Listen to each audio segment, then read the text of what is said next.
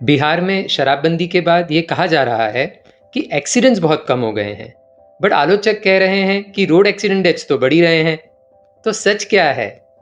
पहले जैसे हमारे सीनियर बताते हैं कि पहले तो हर दिन 2-3-4 पेशेंट आ जाते थे, दारू पी करके एक्सीडेंट करके आते थे। अब हार्डली 2-3 दिन में कोई एक मरीज आता है, तो ये तो एक्सीडेंट तो कम हुआ है। हम ड्राइवर हैं, ड्राइवर की लाइफ में सर देखे हैं कि बहुत सा ड्राइवर गाड़ी चलाते वक्त नशा करते थे, लेकिन जब से दारू बंद हुआ है 90% ड्राइवर ऐसा है कि नशा छोड़ दिया है, सही सलामत गाड़ी चला रहा है। रोड पर साइड में तो दारू मिलता ही नहीं, जहाँ मिलता है तो ड्राइवर गाड़ी लगा के कहाँ से जाएगा पीने के लिए। पी लेगी 80-90% आदमी ड्राइवरों में से कम पी रहा है।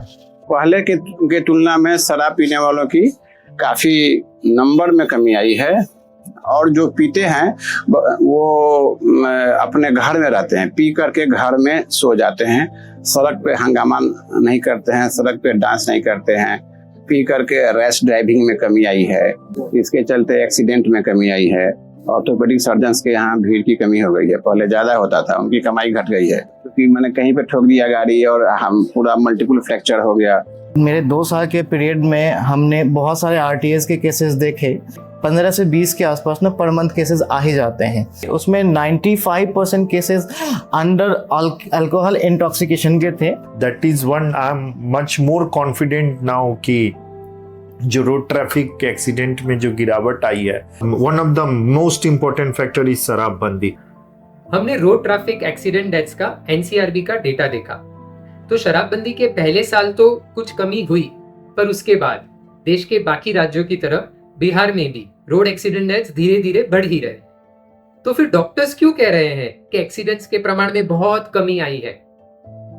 अगर 100 लोग दारू के नशे में एक्सीडेंट करते हैं तो उसमें 40 मामलों में इंजरीज हो जाती है, फ्रैक्चर्स हो जाते हैं और वो ऑर्थोपेडिक डॉक्टर के पास जाते हैं, पर सिर्फ 4% लोगों में एक्सीडेंट होके डेथ हो जाती है। शायद इसलिए जो फ्रैक्चर्स होके मरीज ऑर्थोपेडिक के पास जा रहे हैं उसमें काफी कमी दिखी है, पर जो डेथ्स हो रही है उसमें कुछ खास कमी नहीं दिखी है। देश भर में एक्सीडेंट डेथ्स का प्रमाण बढ़ रहा है, उसका एक कारण ये हो सकता है कि नए हाईवेज बड़े पैमाने पे बन रहे हैं और ट्रक्स, गाड़ियां, इनकी संख्या में भी वृद्धि हो ही रही है। बंदी का एक बड़ा नुकसान ये बताया जाता है कि जहरीली शराब पीकर बहुत लोग मर जाते हैं। हमने उसके आंकड़े भी देखे, तो वस्तुस्थिति तो बिल्कुल उल्टी निकली। शराबबंदी के बाद पहले 6 सालों में बिहार में कितनी इस तरह की मौतें हुई है? 6,0,2,9,6,2, पहले से कम। हाँ, 2022 और 23 में पुलिस नियंत्रण फिर से ढीला होता हुआ दिख रहा है और पहले की तरह ये मौतें फिर से होने लगी है।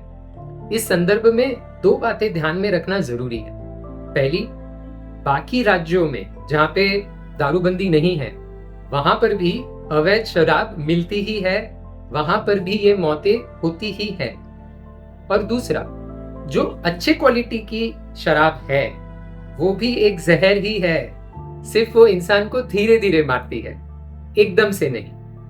2023 में भारत में 522 लोग जहरीली शराब पीने की वजह से मर गए, पर हर साल नॉर्मल शराब की वजह से भारत में 2.5 लाख से भी ज्यादा लोग मर जाते हैं।